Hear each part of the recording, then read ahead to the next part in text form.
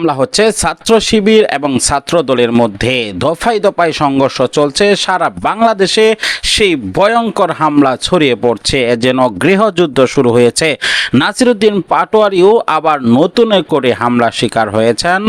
রীতিমতো এক তাণ্ডব চালাচ্ছে ছাত্রদল এবং ছাত্র লীগ সহ সকল রাজনৈতিক দল। আসুন না টেনে একটি লাইক করে এই ভিডিওটি শেষ পর্যন্ত দেখতে থাকি। ছাত্রদলের যে অ্যাপারেটাস, তাতে তারেক রহমানের নির্দেশনা ছাড়া এইভাবে পরিকল্পিত সন্ত্রাস দেশব্যাপী ছাত্রদল কিছুতেই করতে পারতো না। প্রিয় দর্শক, সম্পূর্ণ ভিডিওটি দেখলেন, বুঝতে পেরেছেন ভিডিওটি অত্যন্ত গুরুত্বপূর্ণ। আমরা ব্রেকিং নিউজ, তাজা খবর, আপডেট টপিকগুলো আপনাদের মাঝে শেয়ার করি। একে একে সকল আপডেট এবং ব্রেকিং নিউজগুলো পাওয়ার জন্য আমাদের চ্যানেলটিকে সাবস্ক্রাইব করে পাশে থাকা বেল বাটনটি অন করে দিবেন। তাহলে রীতিমতো সকল আপডেট আপনার কাছে সর্বপ্রথম পৌঁছে যাবে। বিদায় নিচ্ছি, তার আগে সকলের কাছে অনুরোধ, আমাদের এই চ্যানেলটিতে এখনই সাবস্ক্রাইব করে নিচের বেল বাটন এবং পাশে থাকা অল বাটনে ক্লিক করুন।